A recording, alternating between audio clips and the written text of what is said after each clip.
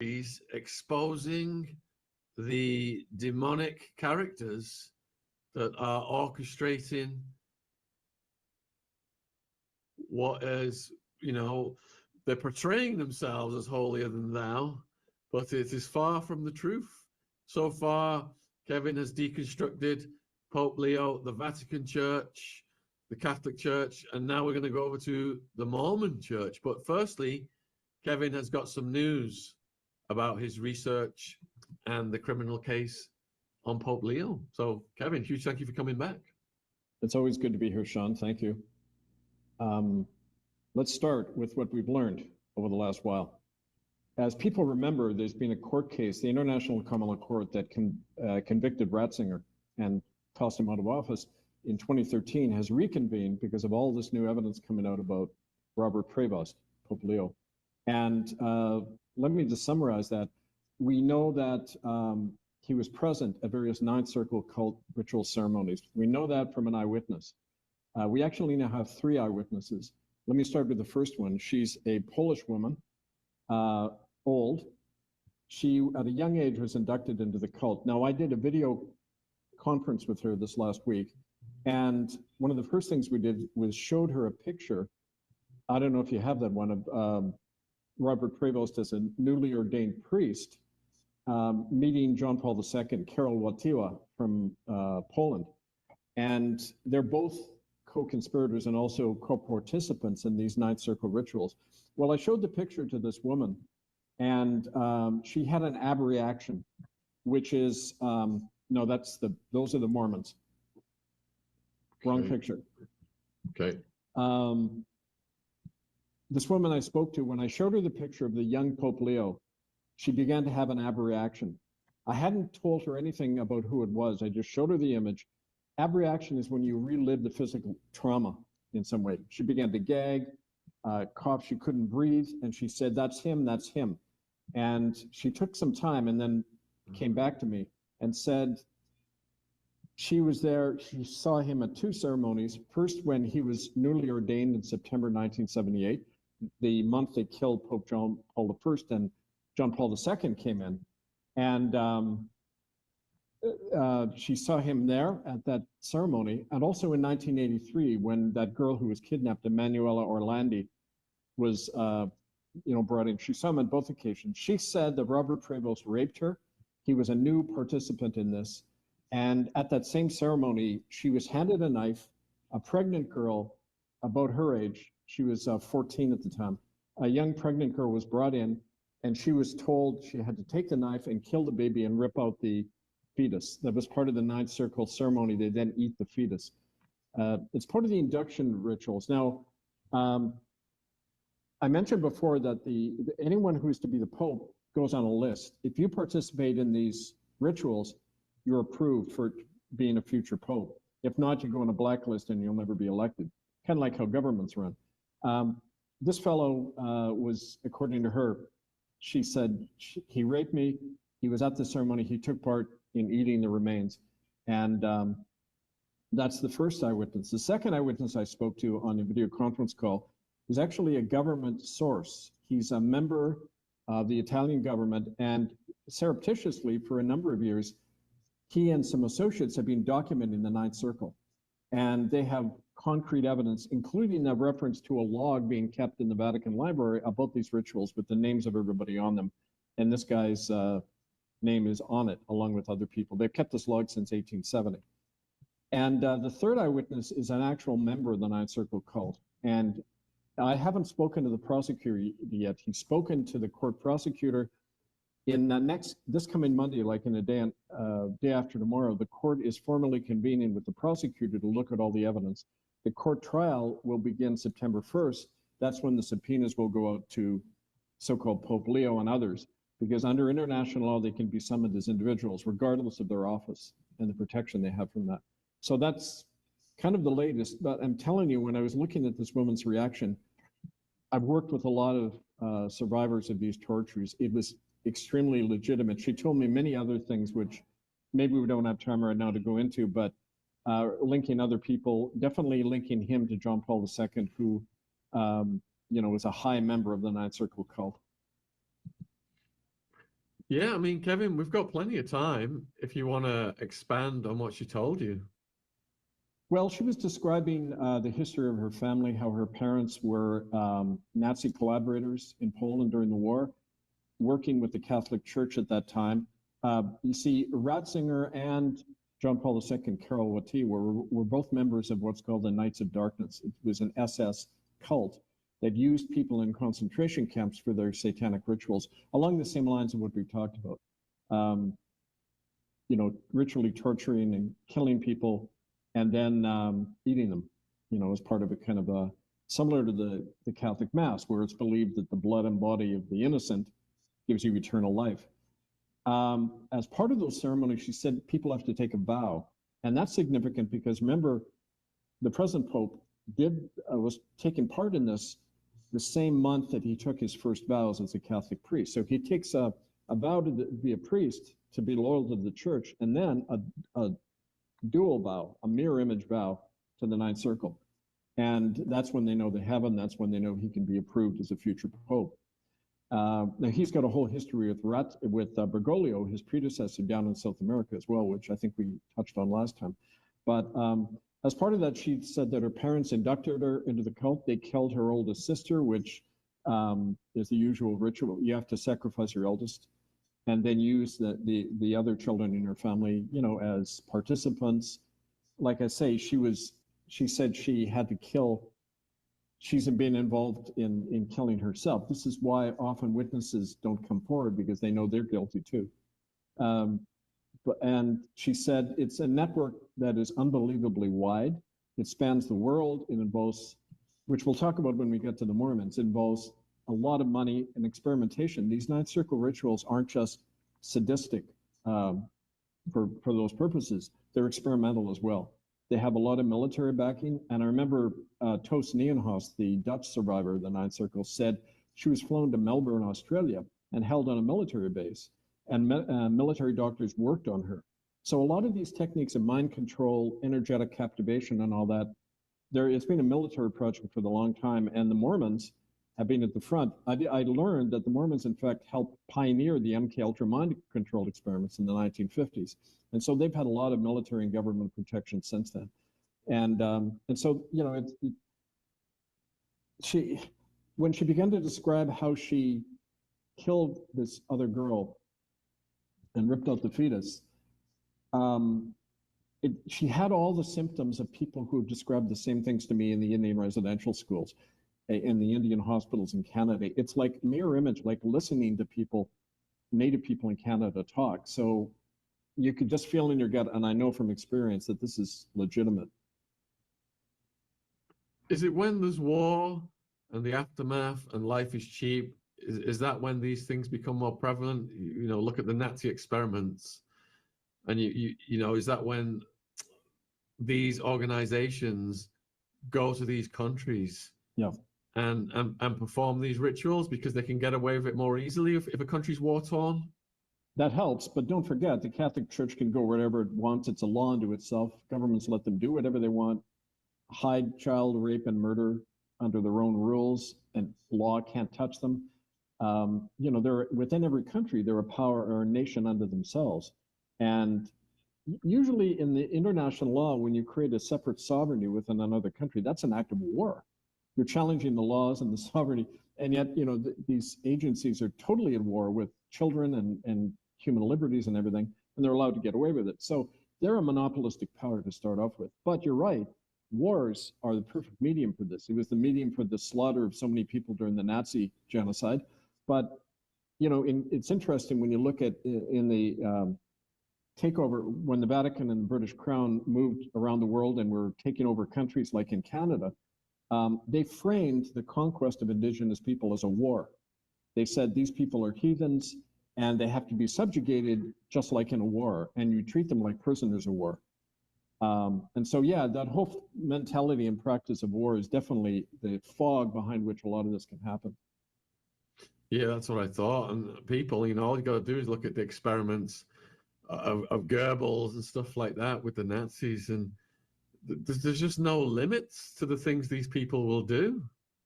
And don't forget, like, public health crises are also the perfect fog for this.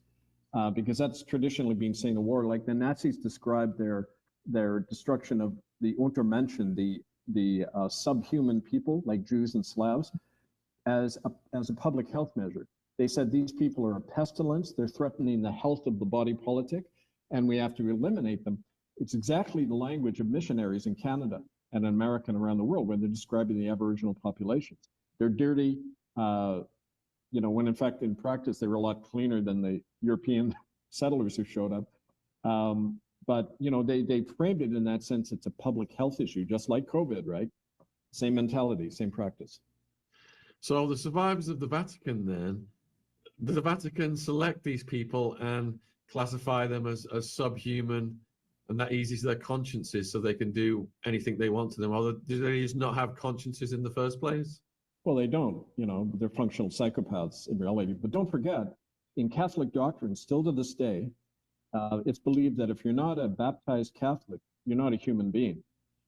And you're not complete until you're a baptized Catholic. And as a non-human being, you can be enslaved, killed, and Jorge Bergoglio, Pope Francis, the so-called liberal Pope, when he was in America, praised the Franciscan missionaries who just killed over 100,000 Native people, applauding them for their zeal in eliminating non-Catholics. It's there, but it's like the huge dragon sitting in the living room that people are just pretending isn't there, right? Yeah. And the people that you've spoke to then that, have witnessed and have got the bravery to speak about these things, could potentially one of those be interviewed? We could disguise them or whatever. We're planning on doing that. I won't say with who, but we're going to mask their voice and their, when you darken the face and alter the voice. But we plan to do that with their permission. We have investigators already with these people, working with them, getting them protection. As soon as we identify an eyewitness, we get protection around them. And so we've also had the help of, and there's another thing I want to report, there's people within Interpol who have the means to provide what are called international coroner's warrants. So these warrants, authorized by a coroner, gives you the right to go into any place, even if it's the Vatican secret chambers, access it to look for evidence of a crime scene. And these coroner warrants are extremely powerful. We use them in Canada. That's how we access that mass grave at the Church of England death camp in Brantford, Ontario, where we found the bones that proved to be children's. And so we're combining that when the court case starts. It's very exciting because in early September, groups all over the world are going to be working with the court to enter into Catholic churches, seize documents. We have the right, don't forget, and we have the right of entry into these churches. It was granted to us under international law as part of our court case. Any citizen also has the right of entry. It's called a necessity defense. If you know a child's being harmed, you have the right to go in anywhere, break a window, commit a felony to go in and save that child. It's called a necessity requirement under the law. And also the right of reparations. These churches killed generations of people, and the victims' families have the right to seize all those as lawful reparations. So the law is with us. People just haven't exerted it because A, they don't know about it, and B, they're too afraid to take on the Catholic Church, right? So Kevin, what put the Mormon Church on your radar? Well, they've been on there for a while. For one thing, it's kind of funny. My grandmother on my dad's side was a Mormon. She was a lapsed Mormon, but I began to hear this stuff as a child about all the weird beliefs and rituals and that. But Grandma told me something really interesting early on, in that she said they've got a lot of government backing. That's why they do whatever they want. And that kind of always interested me. So as I learned about the Catholic Church, lo and behold, these eyewitnesses start coming to me. And I've interviewed about half a dozen of them. They're posted on my radio. I think I sent you some of the shows, exclusive interviews with the survivors of ritual killings and torture in Salt Lake City at the Mormon Temple. Reading those testimonies, it's like listening to Ninth Circle victims. And I figured out after a while that the Mormon Church is actually a dual church body to the Catholic Church. Take, for example, how much money they have. In 2024, if you can believe this, the Mormon Church had $269 billion. Now that's at the same par as the Vatican Bank. That's probably possibly even more in terms of investment assets in that. And they say, you know, the official Wikipedia explanation does, oh, well, any Mormon is required to give 10% of their tithe, you know, tithing 10% of their income. But they've only got 13 million members as opposed to 1.5 billion Catholics. So where does all the money come from? The same place in the Vatican Bank. They're tied into that international financial network where they launder money for the mob. They've got the access to the Vatican Bank money, and so they're invested all over the world. I can get into that, but the second part I want to say is that they also have a mirror operation when it comes to the Ninth Circle, and the proof of that is that picture you had up of the Mormons meeting with Jorge Bergoglio, Pope Francis. The Catholic Church describes the Mormons as a pagan cult, and yet there they are meeting in a special audience with Pope Francis. I believe this was 2022. Now the guy shaking his hand or handing him something is Russell Nelson. He's now still alive. He's 101 years old. Does that look like a 98-year-old man sitting there? And those are his other flunkies. They were getting permission from Bergoglio to build a huge Mormon temple in the suburbs of Rome. Okay, and what I figured out, and along with other people, is that when the heat comes down about the Ninth Circle in the Catholic Church, the Ninth Circle just moves their operations into the Mormon temples. It's back and forth. We know that from a Mormon eyewitness named Asia Dutson, and I worked with her for a while. And Asia said that there's a tunnel linking the main Catholic cathedral in Salt Lake City, Utah, with the Mormon temple. She was taken down there as a child. Her father, Ray Barraclough, who was an elder in the Mormon church, took her down there. Again, ritual torture, but also medical experimentation going on. And so these guys, it's really like a dual operation, the Mormons and the Catholics, but they hide behind the rhetoric of you know, condemning each other as pagans to hide the fact that they're really the two biggest banks and real estate companies in the world when you look at their assets and the way they operate. So you're getting asked to just give a basic definition of what a Mormon really is. It's funny because half the Mormons who are interviewed don't believe they're Christians. You know, so it's sometimes it's portrayed as a Christian cult, other times as a quote pagan cult. It was started in the mid-1800s by a guy called Joseph Smith back in Ohio, and he said that he had a vision where this angel called Moroni showed up. Now it's moron with an I on the end, so I like to just call him the moronic angel. But anyway, the Moroni shows up and hands him golden tablets, which turned out to be the Book of Mormon. And a long, very arcane description of how God lives on another planet and sent Moroni to redeem a certain elect people. It's a typical kind of millenarian cult. But Joseph Smith is the only one who witnessed it. So we're all going on his word that he, you know, maybe he was on a drunk, maybe he had a hallucination, you know. But everyone believes in this encounter between Joe and and Moroni. And so on that basis, they start this movement. They do get attacked by their neighbors. And so they, under the pretext of being persecuted, they move west and they start a theocratic state in what's now Utah. Utah is basically run by the Mormons in every way, economically. And it's interesting because China, we learned recently that China has been funding a lot of money through Salt Lake City and are using the Mormon influence in the U.S. government to kind of influence things in America. That's kind of a whole other thing, brings in the China factor. But anyway, they camp out around the time of the Civil War in Utah, what's now Utah. They set up this theocratic state run by a guy called the Prophet, who's like Russell Nelson, the child killer nowadays. And they start killing all the Gentiles. Anyone who isn't a Mormon is called a Gentile, and it's open season on other settlers moving through the area. There was a good movie made about that with John Boyd. I forget the name of it, but it's about the Mountain Meadows Massacre, where they brought in a couple of hundred settlers heading to the coast, threatened them that the Ute Indians were about to kill them all, disarmed them, then massacred all of them, and kept the children and raised them as Mormons.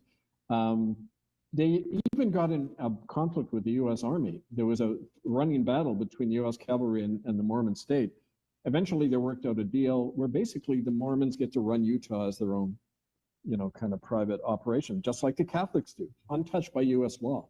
So again, another parallel there, right?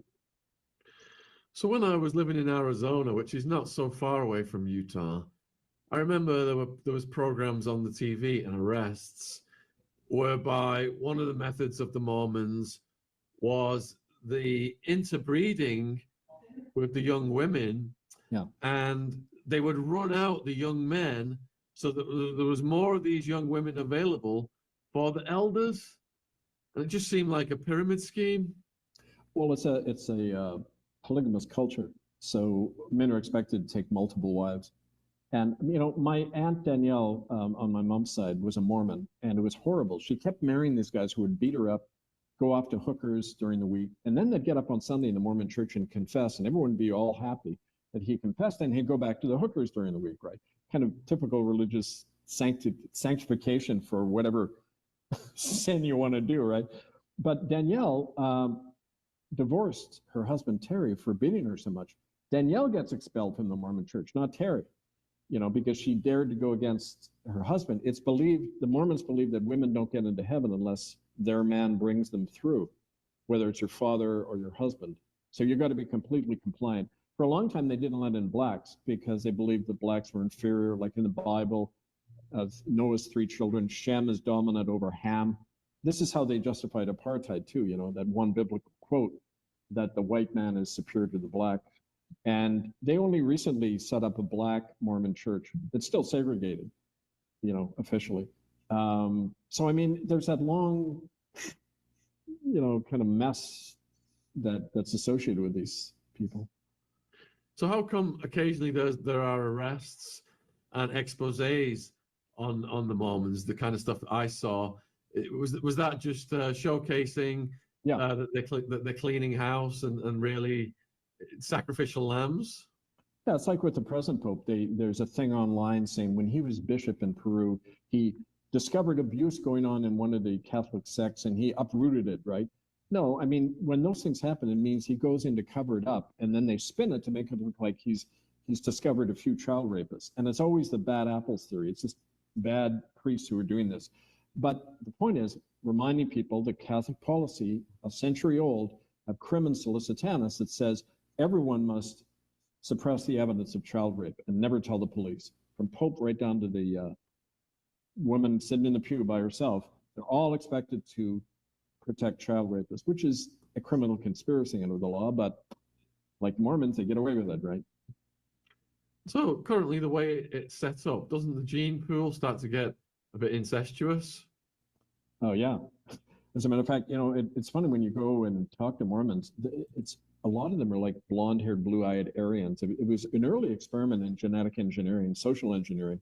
And the fact that they were doing that was part of the MK Ultra experiments. And that's why not only they have so much money, but they have such a favored status with the US government.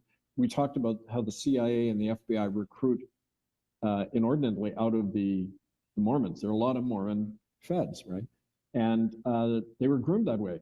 I mean, a lot of them went through these experiments, and it's, you got to not only follow the money, but the political military power when it comes to these cults, because a member of a cult is pre-adapted to be controlled and to hand over a lot of their money and to be part of a tyranny, right? That's why they rely on cults like the Church of Rome or the Mormons, right? Yeah, when I started out as a stockbroker, one of my competitors in the office was a Mormon, and most of his clients were Mormon. And it was like just this big money funnel that was just going through this network of Mormons. Yeah, well, some of their investments, last year, they're run by an investment firm called Ensign Peak. And their investment portfolio last year alone was $56.8 billion. They're heavily invested in Google, Apple, Microsoft, Amazon, JP Morgan Chase, lots of stock, bond, real estate in a huge way, and Eli Lilly Pharmaceuticals. Now, Eli Lilly had a deal going back almost a century where they would fund theological colleges in return for getting children for their drug testing experiments. And so it's very significant. They're tied into Eli Lilly. There's probably Mormon involvement in those experiments for a long time, right? So what range of crimes are you aware of in the Mormon Church? Everything we've always talked about in relation to the Ninth Circle, anything you can imagine and even worse. Ritual torture, murder of children, you know, things that, you know, when you hear about, you just think they're out of some bad horror movie, but it's all the same stuff. It's the same practice going on. One of the Polish woman was, when I was talking to her, kind of off the record, because she's stuff she doesn't want to share yet. But she said she saw a whole basement area where children were in cages, and they were missing body parts, like missing eyes, nose, things. They were being worked on. They were being like vivisected, like experimental animals. I know that from Canada, confirmed at the what's called the Allen Memorial Institute in Montreal, which got lots of money from the CIA for MK Ultra experiments. Joseph Mengele and all those Nazi doctors came and worked at the Allen Memorial in Montreal. And Anne Diamond, one of the eyewitnesses, said she saw this Nobel laureate, this Nobel-winning neuroscientist, Wilder Penfield. You can look him up. He's lauded all over the world. He was experimenting on native children, you know, kind of had their head open. It was doing brain experimentation on them and removing parts. And she said she saw him strangle a native girl to death on the table because she wasn't cooperating. She was fighting. So it's that kind of level of horror. And the best defense is nobody wants to believe that. You know, like the very people who have the best reputations are the one with the bloodiest hands in this stuff. So, you know, it's along that line. And fortunately, we're gonna in the fall, when the case begins, the prosecutor is going to be making public as many of these testimonies as possible that don't actually endanger the eyewitnesses or other people. But that'll all be coming out in the fall, hopefully. So it seems that the Vatican is insulated legally because it's a law unto itself with its own intelligence agency, etc. With the Mormon Church, isn't it based in the United States of America? And doesn't it make more vulnerable to legal penetration? No, because a practice for many centuries is that churches have their own jurisdiction. I had that, you know, when I was thrown out of the United Church for exposing this stuff, I appealed the kangaroo court that threw me out without any due process. I went to the Attorney General of British Columbia, and he wrote back a letter 5 months later saying the internal processes of a church are outside the jurisdiction of this ministry. In other words, outside the laws of Canada. This is the Attorney General, right? And he doesn't mind putting that in writing because he knows there'll be no consequence, because all governments in the world do this. They allow religions to be their own jurisdiction. And there's been a long history of that. I mean, you know, that's why there's been so much genocide in the world. Who led the genocide? You know, it was coming out of Rome, but it was missionaries first who would go into an area, spread the smallpox, you know, soften up the population, brainwash the minority. And, you know, it's the same old game all along, right? Yeah, and you know, we see the sacrifice of children. It's ritualistic. There's kind of an energy extraction. Do you see parallels in the Mormon rituals with that? Oh yeah, like Asia Dutson, who was one of the Mormon eyewitnesses. Her name was Barraclough. Her dad, Ray Barraclough, was an elder when she was pre-verbal. It was as a young baby. He had her in a cage, and they would come and experiment on her. He locked her underground in a coffin. It's all designed to traumatize, create multiple personalities that can then be used as sleeper agents, sleeper assassins, all that usual stuff. But she said that early on of her conscious self, by the time she was about 5 or 6, they used to take her down to Mexico. They'd put her in a meat locker and transport her illegally across the Rio Grande into Mexico and to be used down there. And she said during one of those ceremonies, she would leave her body, because that's often a similar reaction when you kind of dissociate and you leave your body. And she was watching what was happening, and she said she saw what looked like Satan manifesting right in the middle of the ceremony. And, you know, and it was like a big void, kind of like what I felt I was standing outside when I was in St. Peter's Square doing that exorcism. It's like this nothingness. And she felt that her soul was being like sucked right into this and feeding this thing. And she said she saw it feeding off many souls all over the world, not only in these ceremonies, but she saw it as an octopus with tentacles everywhere, right? And that's kind of one of the stories she passed on about that. So this is, you know, very serious stuff, right? Wasn't Ted Bundy drawn to the Mormon area, and was that some kind of camouflage he was trying to I'm not sure. That rings a bell, but I don't know enough about that. So. All right, let's talk about the Mormon Church's ties to the U.S. government and China. Well, I mentioned before, there was a news article last year, I think, at CNN that said that China had been using Mormon politicians. Like that fellow, I forget, he ran for the Republican nomination a couple of times back, Mormon senator, using them as to influence DC about some of their trade policies and that. We talked a little bit already about the role, how important the Mormons have been in the post-war American government with the MK Ultra. Okay, there he is. Russell Nelson, he's the guy. Let me just divert for a minute to talk about him. He personally raped and tortured Asia Dutson and many other children. She saw him kill children. He's a doctor, so she saw him doing experimental brain surgery on children to make them more compliant. He apparently also was responsible for the death of several top Mormon leaders. Let me just bring up this article. This is Asia Dutson speaking in an interview I did in 2019. Russell Nelson may be the prophet, but he's also known as the killer. I know someone who saw him continually rape children as young as 5. I know people who were tortured by him as children. When somebody's to be killed, Nelson's the one who schedules it, and sometimes he performs it since he's a doctor. He's performed rituals of aborting babies, killing the fetus, cutting it up and eating it, and drinking his blood, just like the Ninth Circle. I know he performed an abortion on his own niece. He's vile. He was the ringleader of the child trafficking ring in Bountiful, Utah that was busted up in the 1980s. Russell also organized and performed the murder of previous prophets so he could rise to power. I know that as a doctor, Russell organized the various stages of poisoning of the prophet Harold B. Lee in 1974, Spencer Kimball in 1985, and Howard Hunter in 1995. They were all killed in the church hospital in Salt Lake City. So that's an affidavit from Asia Dutson that's going to be in the court docket. And it shows you, I mean, this is the guy they literally worship the way a Catholic does the Pope, right?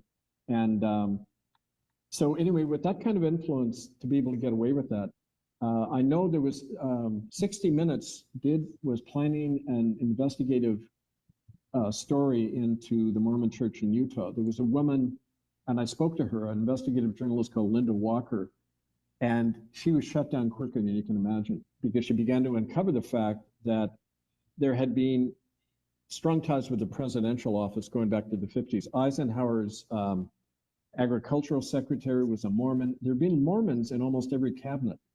And so this is something we're not quite understanding yet, how deep the connection goes, but it's definitely tied into that cultic nature, same thing you find in the Catholic Church, right? So what happens to whistleblowers in the Mormon Church?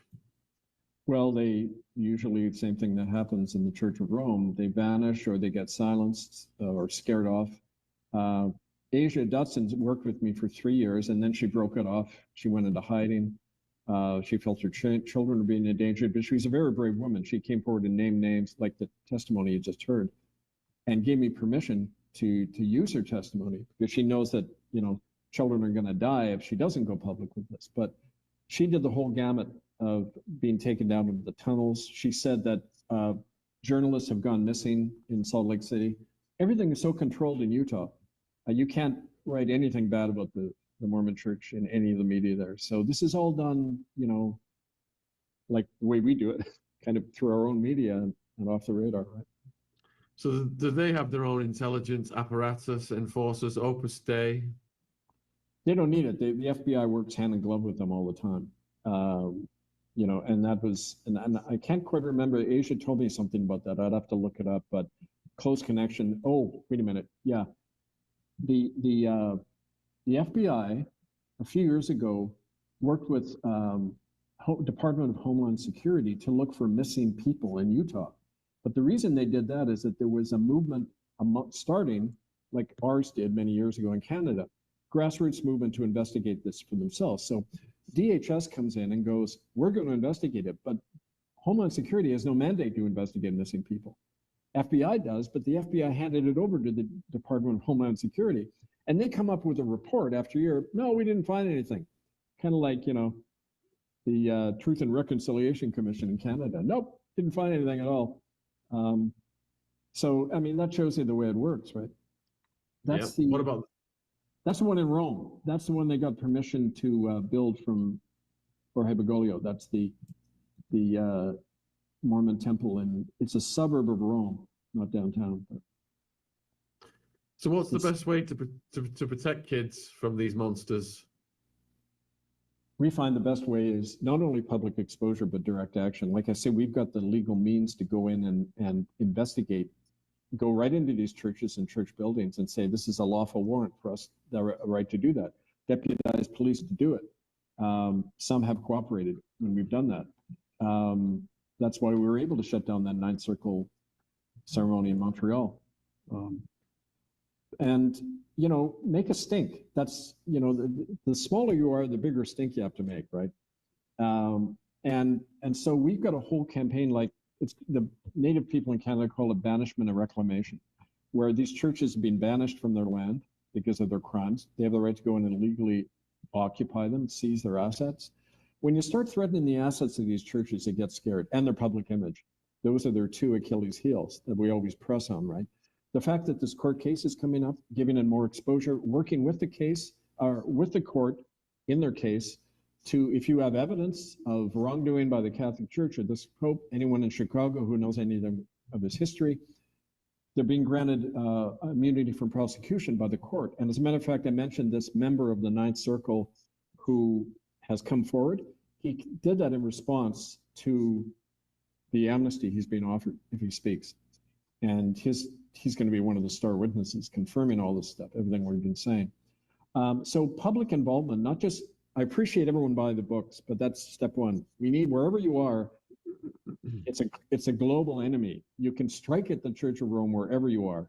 And so we say we've got to start doing that. We showed in Canada how easy it is to get this stuff exposed once you start going onto their real estate and threatening that directly. We say to the church people, come out, stop giving money that's committing a crime when you fund these, genocidal church bodies. And so we just say it's now up to everyone listening to take action.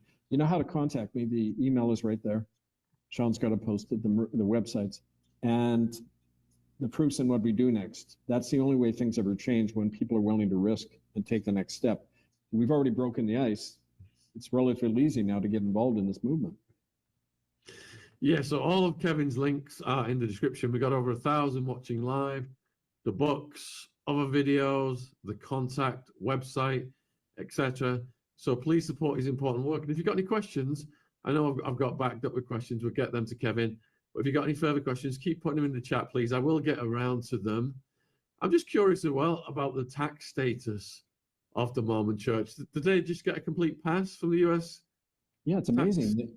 It's funny because the Catholic Church does file not income, but tax statements in America. It's the only country in the world where there's some sense of what Vatican finances are doing in America. But the Mormons don't. They haven't filed a statement of their financial involvement for many years. So how come they get to get away with it? Again, there's another connection of some tie they've got with the feds in America, right? So we don't know, frankly, except I mentioned this investment company of theirs, Ensign Peak.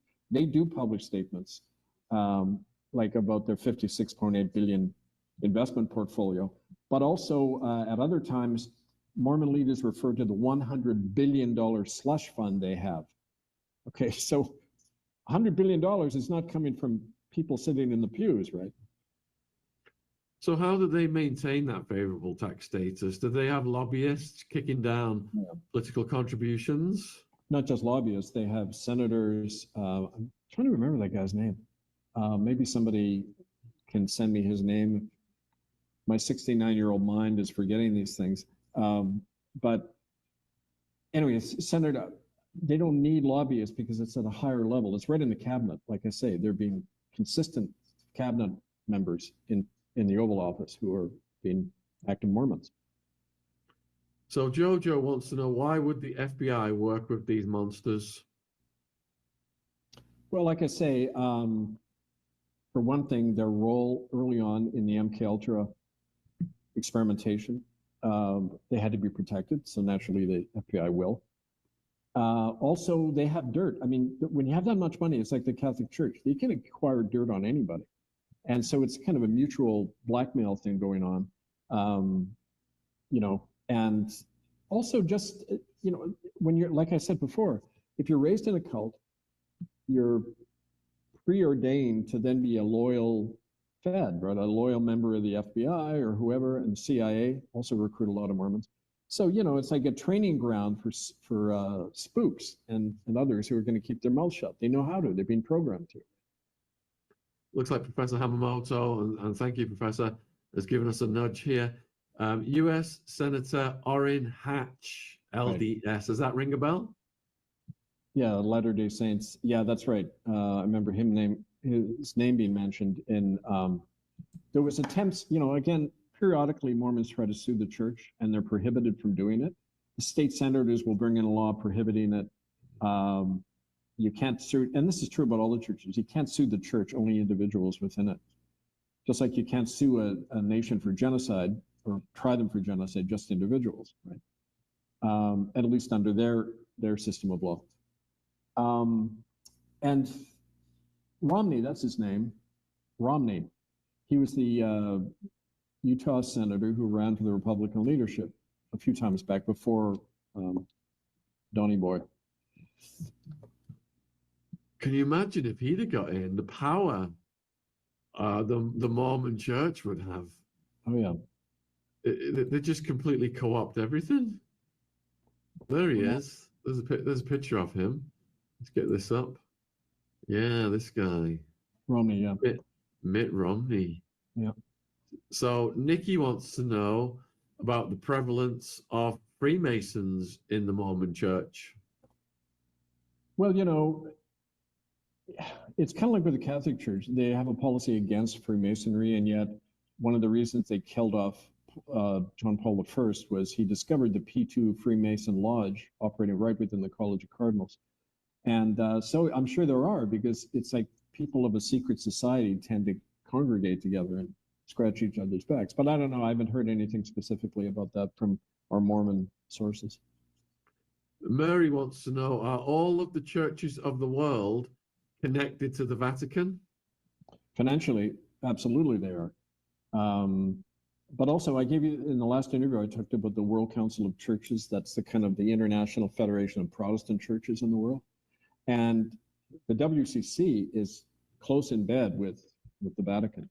They attend all the conferences. They've dropped the policy traditionally the Protestants had, that the Church of Rome is antichrist.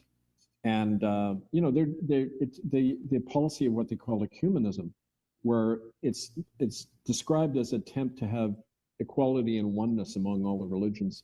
In fact, it's just bringing everybody into the Church of Rome, like Queen Elizabeth did it with the Holyrood Agreement in 2010, where she negotiated the terms of, and violated her coronation oath by doing that, renegotiated to bring the Church of England back into the fold of Church of Rome. So in practice, yeah, there is no major church in the world that's willing to take on Rome. There's a few small churches, like, remember Ian Paisley in Northern Ireland? Yeah.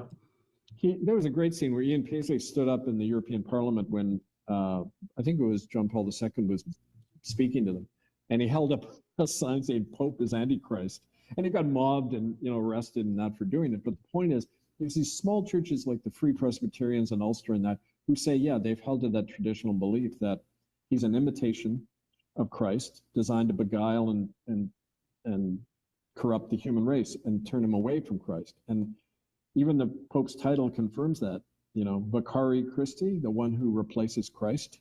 It's right in the title. Mm-hmm. Benny's saying, why are the Mormons fighting the cartels in Mexico? Well, Benny, you know, I've written extensively about the cartels, and there have been murders of Mormons in Mexico by, it's been put down to cartel activity. I don't know if you can add anything to that. Well, it's like in any church. On the ground, individuals might be trying to do the right thing, but the leadership is in with all of these people who they're supposedly opposing. With that kind of investment portfolio and investing in banks like JP Morgan Chase. JP Morgan Chase, along with Trump International, launders money for the Mexican drug cartels. So why would the Mormon Church be taking on one of their business partners? You know, so I mean, at the institutional high level, they're all part of the same problem. But the problem is people are sitting in the pews thinking, oh, this is the church I know, just what I see on Sunday, and we're all nice people trying to do the right thing. That's how the monster keeps operating, folks. Are Mormons Amish people? No, the Amish were different. They come out of the what's called the Anabaptist tradition, which is in the Middle Ages, like the Hutterites, the Mennonites. They tried to live a New Testament kind of Christianity where they said, we can't pay for war, we can't lift up arms, we don't baptize our children because you have to consciously accept the faith as an adult. They were almost exterminated by the church in Europe all during the Middle Ages. That's why a lot of the Anabaptists came to North America, like Hutterite colonies and that. I lived on one for a while. They're amazing people. You know, they hold everything in common. They try to follow the Bible and not worldly leaders, right? So they're very different than Mormons. Yeah, don't confuse the two. Natalie, what about the United Brethrens? Are they similar to Mormons? I don't think so.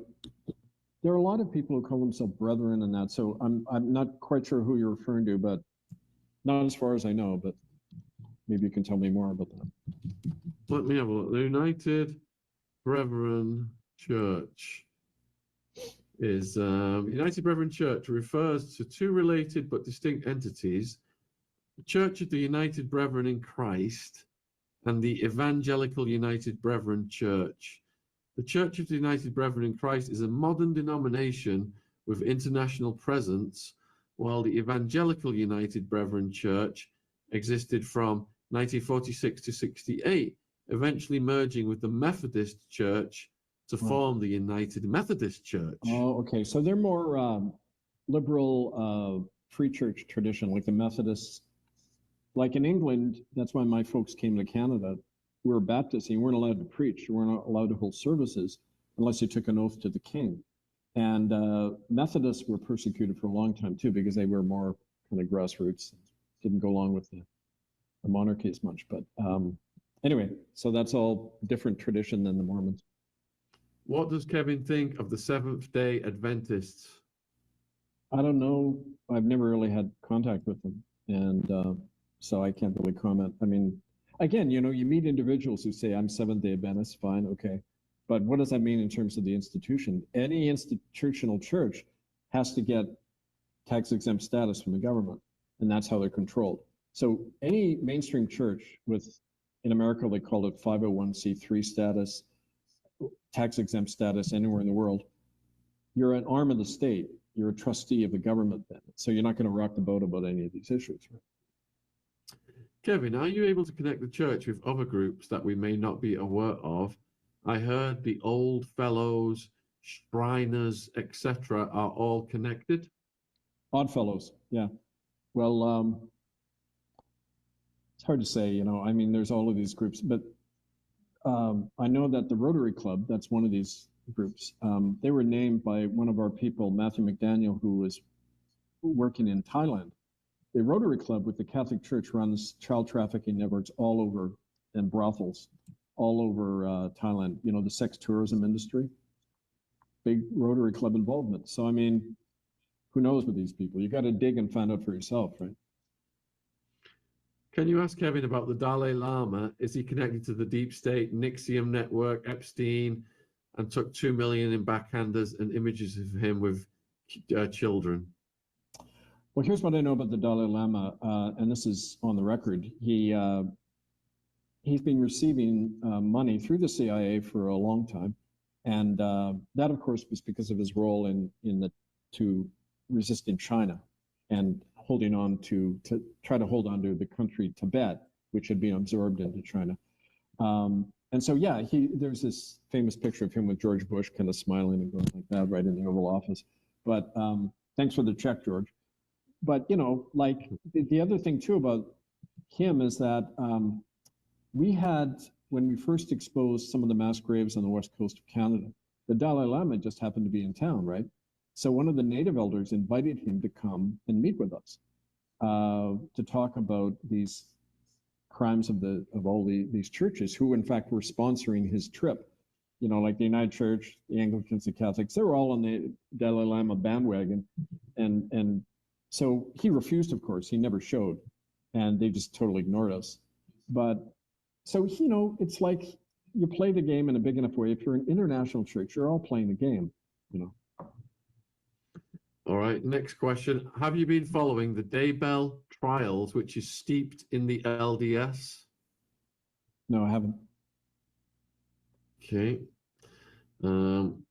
We've got a lot of questions coming about the Catholic stuff. I'm just trying to get all the Mormon ones out right now. Let me just see.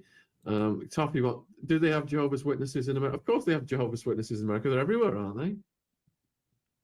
Yeah. Okay, and we've got... Are there any questions about the actual court case we're doing, or some of the other things on the ground I mentioned? Yeah, people want to know what's the progress there? Well, like I say at the start of the show, we've been having direct video conferences with the witnesses. We've got protection around them. The prosecution's putting together its case, and I'm working hard with them on that.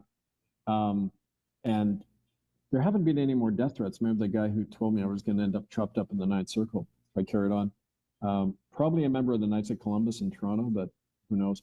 He sure looked like the guy I saw at that protest once.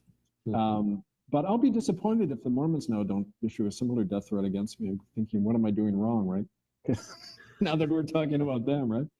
But no, it's proceeding. And the thing is about this court case, it requires public involvement. Like in a common law court case, people say, how do you enforce the verdict? The enforcement lies in the hands of the public. The people are empowered to be sheriffs, to be deputies to the court to enforce these warrants, make the arrests, seize the assets and property, stop these child killers where they're operating. And we have the right and obligation to do that. So again, write to me, angelfire101@protonmail.com about how to get involved in that.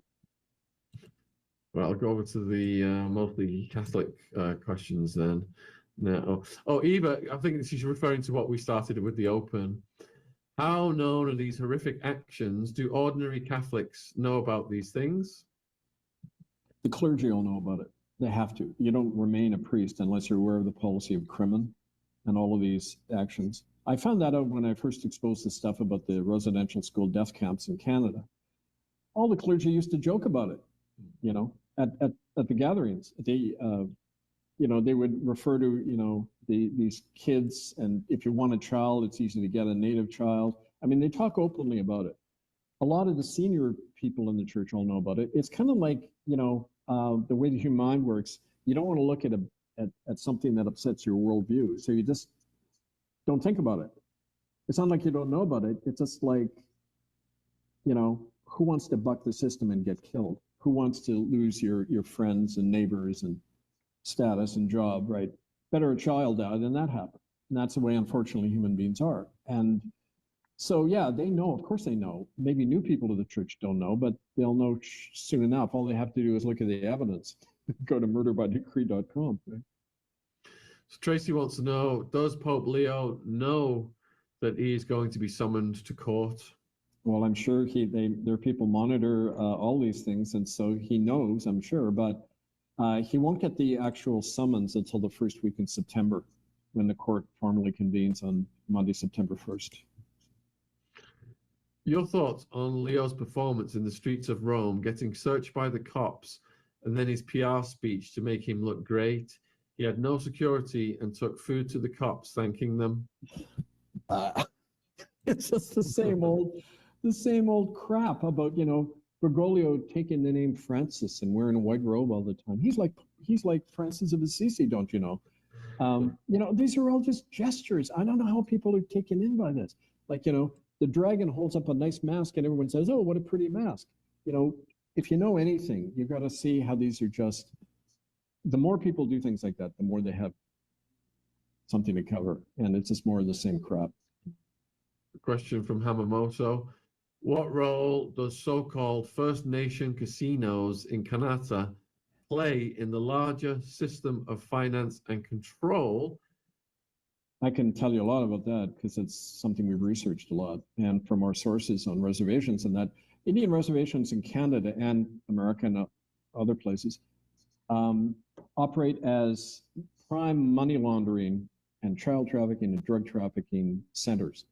And I know that from the people, the chiefs themselves and the people in the reserves, and that there's a place in Vancouver, for example, called River Rock Casino.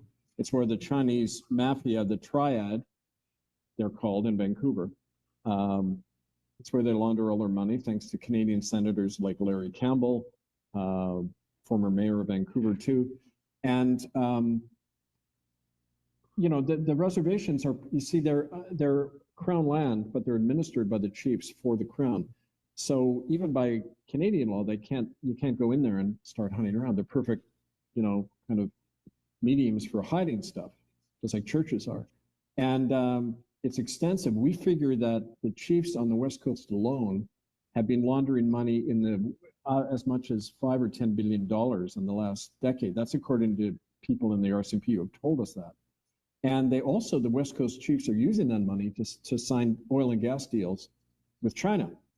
These chiefs are profiting off the fact, they call them internal free trade agreements, where they don't go through the Canadian government. They sign it directly, like the Wet'suwet'en Tribal Council up near Prince Rupert, where the Chinese are coming in a big way. They sign away all the oil and gas directly with China, never go through Canadian law or government or anything. And so that's why, you know, Charles Windsor just came to Canada. Remember, he was in Parliament, and remember what he said. This is such illuminating evidence. He said, he touted the usual line of, "We are standing on unceded native land."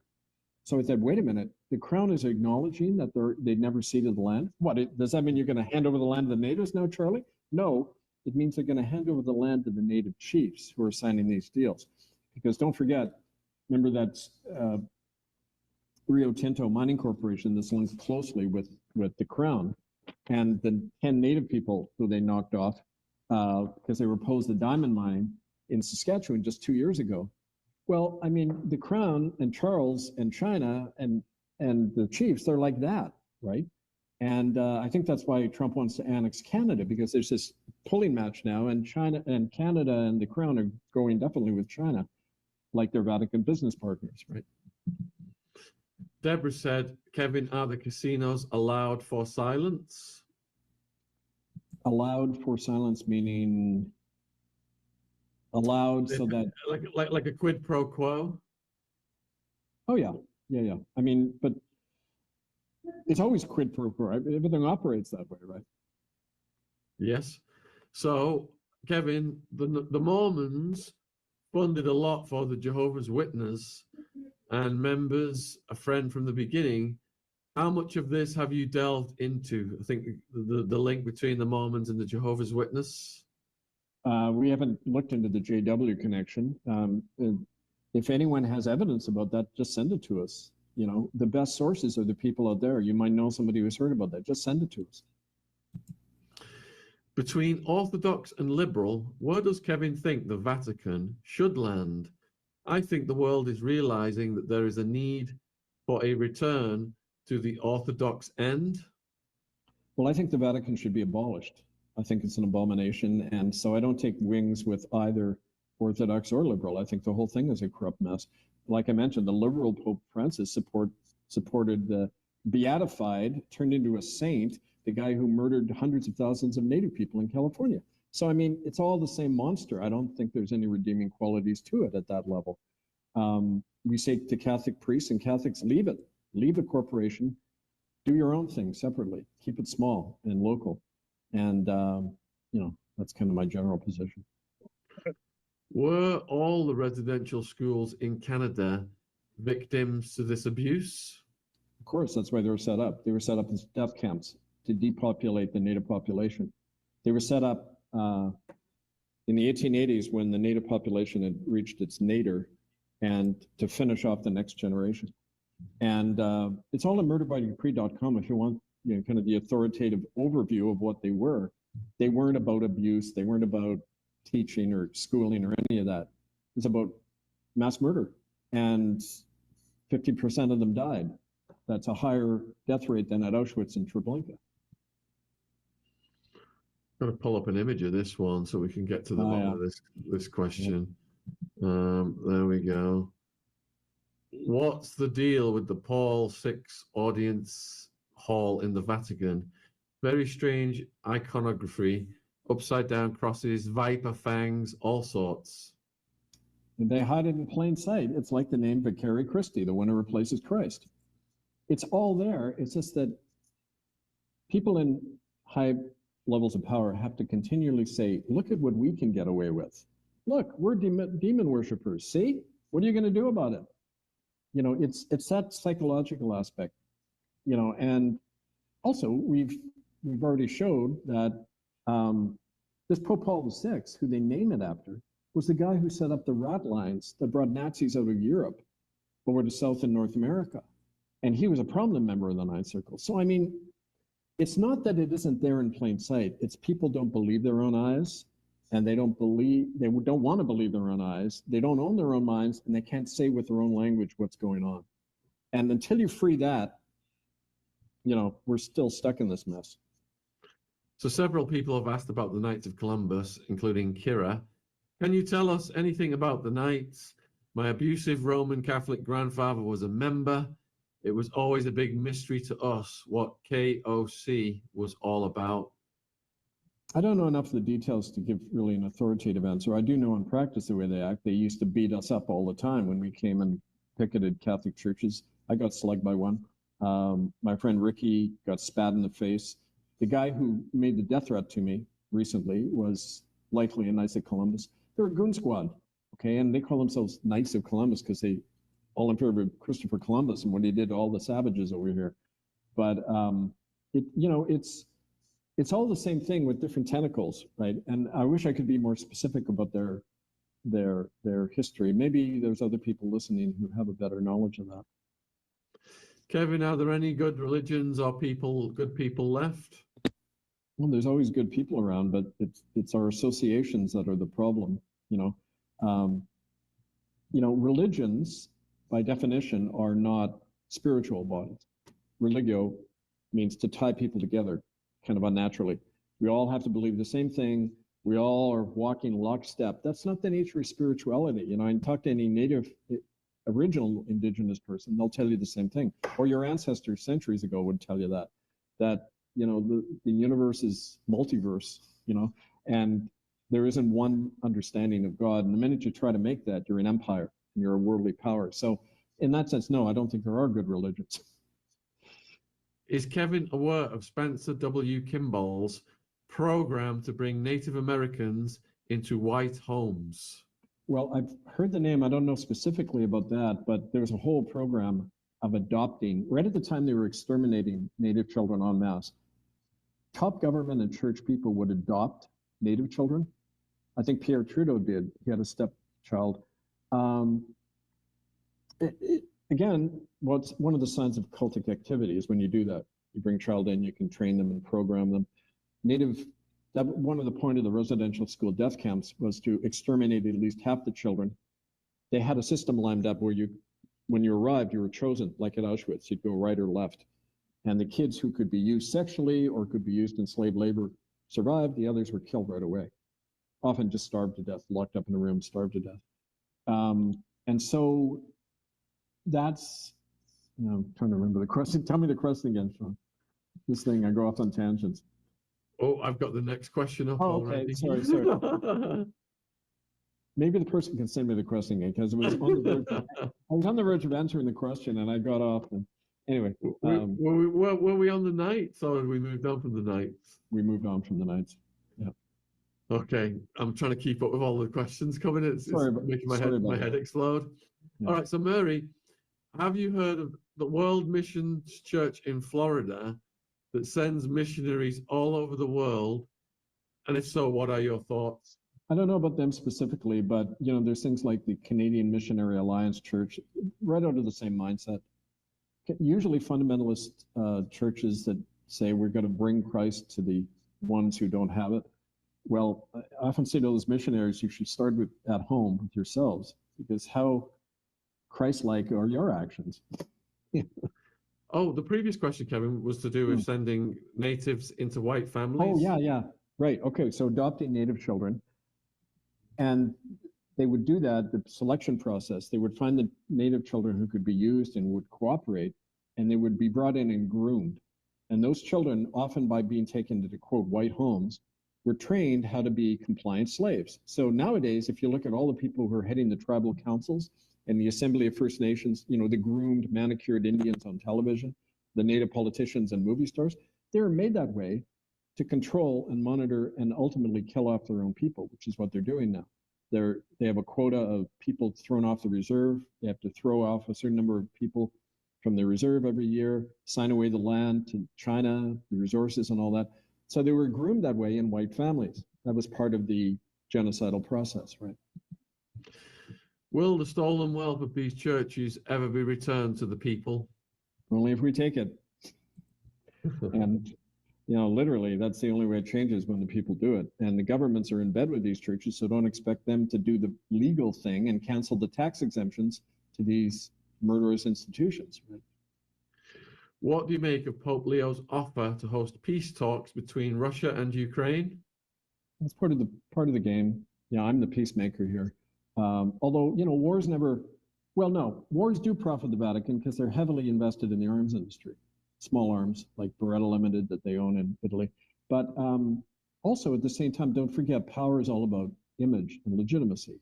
So naturally, if there's a deal in the works between Russia and Ukraine, Robert Prevost has to step in and make it look like it was his because of what he did, right? So it's all the game that they play. And, I wouldn't put any stock in it. How are they escaping justice? Well, Kevin's coming after them, so hopefully not just me. No, not just me. I mean, I'm one of the reasons I'm the public spokesperson on this is because, spokesman actually, is that the judges, the prosecutor, the investigators, we can't lose them. Okay, if I'm knocked off, okay, fine, but the knowledge is out there. The people who are key to this have to be protected, including the witnesses. So I take the public flack, and that's worked in the past, and the results are in the doing. The results we've achieved, forcing out Ratzinger, forcing out the genocide, all that. That's because, we take that risk of being public, and it's up to all of you to support that process, right? Do you know something about the OESSH order? Okay. What is that? What does that stand for? OESSH order. I will find out. Hold up. I never heard of it. So it stands for the Equestrian Order of the Holy Sepulchre of Jerusalem, Catholic Order of Knighthood. Oh, wait a minute. Wait a minute. Yes, that's ringing a bell. Let me look this up. It was right in her statement. The nuns who took her and tortured her originally were what is called the Missionary Sister Servants of the Holy Spirit, or SSP. It could be something very similar. And or the Holy Sepulchre, Servants of the Holy Spirit, Holy Sepulchre. So I think they're part of the same group. As far as I know, what she was telling me is they ran these series of monasteries all through Germany and Poland where these rituals were done. But that OESSH specifically, no, I don't. Right, that's all of the questions. You've answered them all, Kevin. Is there anything you'd like to say in conclusion to the viewers? Just to remind you folks, thank you so much for the buying all the books. We sold over 1,200 books in the last month, thanks mostly to the show. That's the basic one on Vatican crimes to get. Also want to remind people, when you talk about doing stuff, you do it by recovering your sovereignty. And this is a book we wrote about, in a practical sense, a handbook on how to do that. How to take back, when you say, how to get the wealth back, well, you pass a law in your community expropriating the wealth. Go into the Catholic Church, take the money out of the collection plate. You're actually legally allowed to do that because they're a convicted transnational criminal body that's using that money for criminal purposes. And you say to the police, we're going in and taking this money and handing it out to the poor rather than feeding a criminal body. Anyway, Jesus says to give money to the poor anyway. They should be doing that. So we're going to do it for them. we've done those things, and you wouldn't believe the riot it creates. And you know, so it's great. Direct action is always the way, and that book will tell you how to do it. So that's on Amazon as well. And a final plug for my ancestor Peter Annett from England, the free thinker who got thrown in the stocks in 1761 in my age for pissing off the Church of England. And people say, Kev, you must be the reincarnation of this guy. But Peter Annett, it's called On a Different Sort of Rock. And he used to love to go after these bishops and call them names. He would deliberately poke the dragon all the time and post his writings about, you know, he was a rational critic of religion. And he said, how could Jesus have changed water into wine? Let's look at this reasonably, right? And he would post his writings all over the East End of London. He wasn't like Voltaire sitting in a who he knew, by the way, he and Voltaire and all those guys, Tom Paine knew him. So he was, Peter Annett, a very prominent deist philosopher. But he said, screw talking to the elites. I want to get out there and tell the masses of people there in London how they're having to be screwed around in their heads by organized religion, how it's enslaving them. So that's my ancestor, Peter Annett. It's called On a Different Sort of Rock, and you can get it again at Amazon. Thank you, Peter. Oh, it's always a great, yes, thank you, Peter. It's always a great pleasure, my friend. You take care, and all of Kevin's links in the description, the books, everything. Please support his important work. Cheerio. Thanks, Shaun. Thanks, everyone. All right, bye-bye.